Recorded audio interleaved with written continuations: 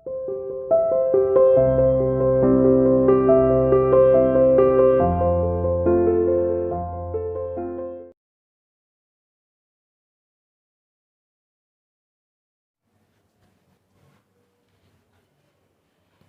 बेटा, welcome to CR international online classes. How are you बेटा? Hope you are fine and quite well at your home and doing your studies very seriously. बच्चों, मैं उम्मीद करता हूँ कि आप अपनी स्टडी को अच्छे से कर रहे होंगे। Students, we have done the formation of the letters which is related to the writing portion. आपने लेटर की फॉर्मेशन आपने कल देखी। आपको ये भी पता लगा कि जो लेटर हैं वो हमारे कितनी कैटेगरी के अंदर होते हैं। पहले तो शायद हो सकता है कि आपको नहीं पता हो, या आपने ये चीज़ अभी जैसे स्टैंडर्ड वाइज आपका इंक्रीज़ हुआ है, तो मतलब जैसे स्टैंडर्ड आपका 5th से 6th में अप हुआ है, तो आप नई नई चीज़ों को आप सीख रहे हैं, और भी आगे जैसे ही स्टैंडर्ड अप होगा आपका और नई नई चीज़ों को आप सीखोगे। और इन्हीं चीज़ों में से आपका राइटिंग पोर्शन का जो होता है, लेटर्स राइटिंग होता है, वो एक इफ़ेक्टिव मोड होता है। जैसा कि मैंने बताया, the letter writing is an effective mode of any of the conversation. किसी भी कन्वर्सेशन का सबसे इफ़ेक्टिव मोड्स होता है। आप जो पढ़ रहे थे कि उसके फॉर्मल और इनफॉर्मल लेटर में जो कंटेंट हमने दिए हुए हैं, जो हमने रूल्स उसमें बताए हैं, जो नेसेसिटी हैं उनकी, जो हमें रूल्स फॉलो करने होते हैं, किस तरह से हमें लिखना है, उसके बारे में हमने बता दिया था। Can you see the board and find out that which category is the letter we have written? जो हमने लेटर लिखा है वो किस कैटेगरी के अंदर आता है बेटा? क्या आप देख सकते हैं, जान सकते हैं कि ये हमारा फॉर्मल है या इनफॉर्मल है? सबसे पहले तो आपको यही देखना है कि जो हमने मैटर लिखा हुआ है, write a letter to your friend inviting him to your brother's marriage. क्या लिखा हमने कि अपने मित्र को एक पत्र लिखना है, उसको इनवाइट करना है कि आपकी ब्रदर की मैरिज जो है वो फिक्स हुई है, उसमें आपने बुलाना है। तो जैसे कि हमने जाना था कि जो फॉर्मल लेटर है या इनफॉर्मल लेटर है, अब ये दोनों में से किस में आएगा? अब जैसा कि हमने लिखा कि ये अपने फ्रेंड को लिखना है, तो ऑब्वियसली ये हमारा किस में होगा? इनफॉर्मल लेटर के अंदर होगा बेटा। इसमें कोई डाउट नहीं होना चाहिए आपको कि हमारा इनफॉर्मल लेटर कौन सा होता है, फॉर्मल लेटर कौन सा होता है। आज हम एक लेटर को लिख रहे हैं और जो कि हमारा इनफॉर्मल लेटर है, उसको हम देखेंगे कि जो हमने रूल्स फॉलो किए थे वो क्या हैं इसके अंदर, जो हमने कंटेंट उस फॉर्मेट के अंदर बनाए थे, लिखे थे, क्या वो हैं इसके अंदर। अब देखो बेटा, सबसे पहले हमने देखा था वहाँ पर कि यहाँ जो हमारा लिखा हुआ है ये एक एड्रेस है जिसे हम कहते हैं सेंडर्स एड्रेस, भेजने वाले का एड्रेस है। यानी कि जो व्यक्ति, जो लड़का अपने मित्र को बुला रहा है, उसका एड्रेस यहाँ पर हमने लिखा हुआ है।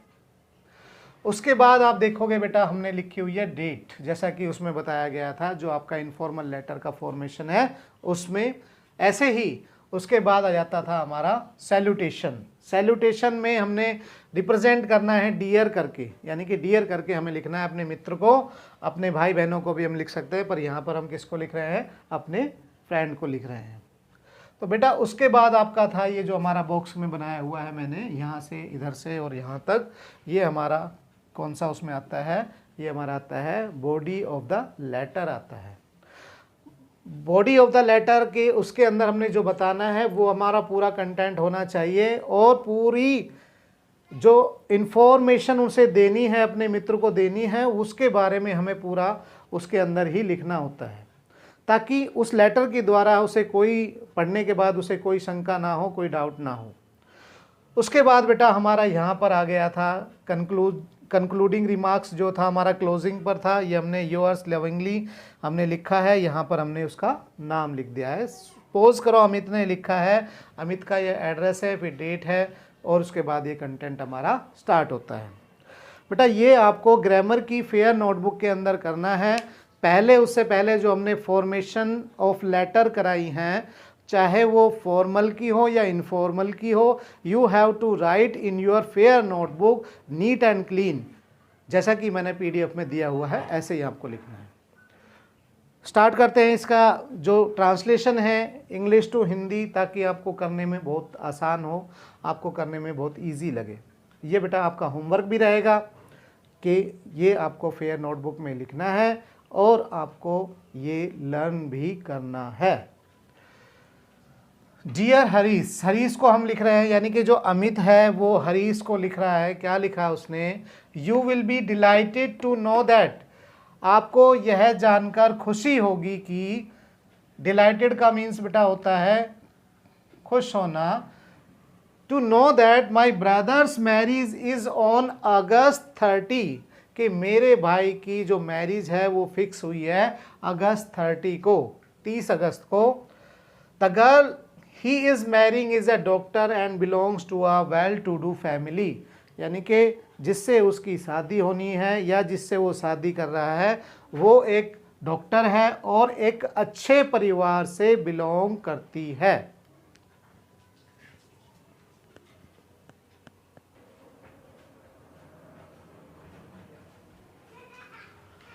हाँ तो बेटा हम ये लाइन कर चुके हैं। The girl is marrying is a doctor and belongs to a well to do family, जो लड़की है जिससे उनकी शादी होनी है वो एक डॉक्टर है और एक अच्छे परिवार से संबंध रखती है। द सेलिब्रेशन बिगिंस फ्रॉम अगस्त 30, जो सेलिब्रेशन है वो हमारा, अब यहाँ पर ये बेटा 30 हमने वहाँ पर लिखा है, तो जो सेलिब्रेशन है 1-2 दिन पहले होगा, तो हम यहाँ पर डाल देते हैं जो सेलिब्रेशन है वो स्टार्ट होगा अगस्त 28 से स्टार्ट होगा। और my parents will be pleased if you join us on August 28, मेरे पेरेंट्स, मेरे माता पिता बहुत खुश होंगे अगर तुम 28 तारीख को, जिस दिन से प्रोग्राम शुरू होगा, उस दिन को अगर हमें ज्वाइन करो, यानी कि हमारे पास आओ। तो बेटा उसके बाद है एंड असिस्ट, असिस्ट का मीन्स होता है सहयोग करें, सहायता करें। असिस्ट का मीन्स होता है सहयोग करना, सहायता करना। Us in making arrangements to receive and entertain the wedding guest, arrangement जो किए गए हैं या करने हैं उसमें हमारी सहायता करें, जो गेस्ट आने हैं उनके अरेंजमेंट के लिए हमारा सहयोग करें। तो यानी कि जो 28 है उस दिन से फंक्शन स्टार्ट होगा और जो अरेंजमेंट करने हैं, गेस्ट के लिए करने हैं, एंटरटेनमेंट के लिए करने हैं, उसमें हमारी सहायता करें, हमारा सहयोग करें। I hope you will come on August 28 with uncle and aunt, मैं उम्मीद करता हूँ कि आप अपने यानी कि अंकल और आंटी के साथ, यानी कि अपने पेरेंट्स के साथ यहाँ पर 28 को आ जाएंगे।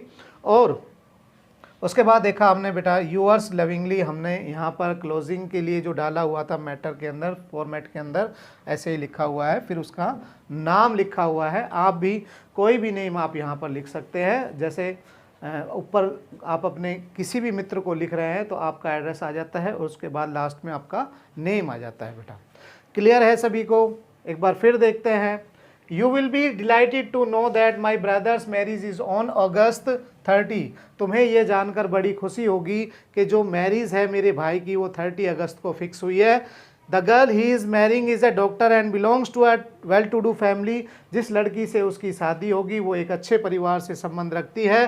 द सेलिब्रेशन बिगिंस फ्रॉम अगस्त 28, जो सेलिब्रेशन है वो शुरू होगा, या यहाँ पर बिगिंस की जगह हम ये भी लिख सकते हैं the celebration will start from अगस्त 28, जो सेलिब्रेशन है वो अगस्त 28 से स्टार्ट होगा। My parents will be pleased if you join us on August 28, मेरे पेरेंट्स बड़े खुश होंगे यदि तुम 28 से ज्वाइन करते हो। And assist us in making arrangement to receive and entertainment the wedding guest, और हमारी हेल्प करें अरेंजमेंट करने में इस शादी को और एंटरटेनमेंट करने में, या फिर गेस्ट का अरेंज करने में, गेस्ट जो आएंगे उनका अरेंजमेंट करने में हमारी सहयोग करें। I hope you will come on August 28 with uncle and aunt, मैं उम्मीद करता हूँ अंकल और आंट के साथ आप आओगे और उस डेट को आओगे जब फंक्शन शुरू होगा। तो बेटा यहाँ पर जो कुछ वर्ड्स हैं जो आपको डिफ़िकल्ट लगते हैं मैं आपको फिर बता देता हूँ। डिलाइटेड का मीन्स होता है खुश होना, मैरिज का मीन्स होता है शादी, और बिलोंग्स का मीन्स होता है संबंधित होना, और बिगिंस शुरू होना। सेलिब्रेशन का मीन्स होता है सेलिब्रेशन मनाना, अवसर, जैसे कोई फंक्शन का सेलिब्रेट करना। प्लीज्ड का मीन्स भी खुश होना होता है, और असिस्ट का मीन्स बेटा होता है सहयोग करना, सहायता करना या सहयोग करना।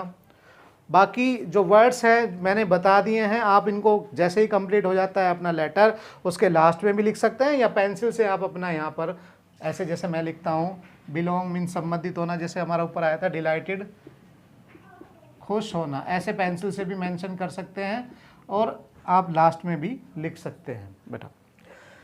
एक बार फिर आपको बता देते हैं कि ये आपको फेयर नोटबुक के अंदर, ग्रामर की नोटबुक जो होगी आपकी, उसके अंदर आपको करना है, नीट एंड क्लीन करना है, राइट और लर्न करना है आपको बेटा। साथ के साथ करते रहोगे तो आपकी हेल्प होगी आगे आने वाले टाइम में, आपके ऊपर एक बर्डन नहीं पड़ेगा कि हमें इतना सारा काम लर्न करना है। तो ये आप रोज़ का काम जो दिया जाता है वो आप डेली करें, अच्छे से पढ़ें, स्वस्थ रहें। Have a nice day, bye bye.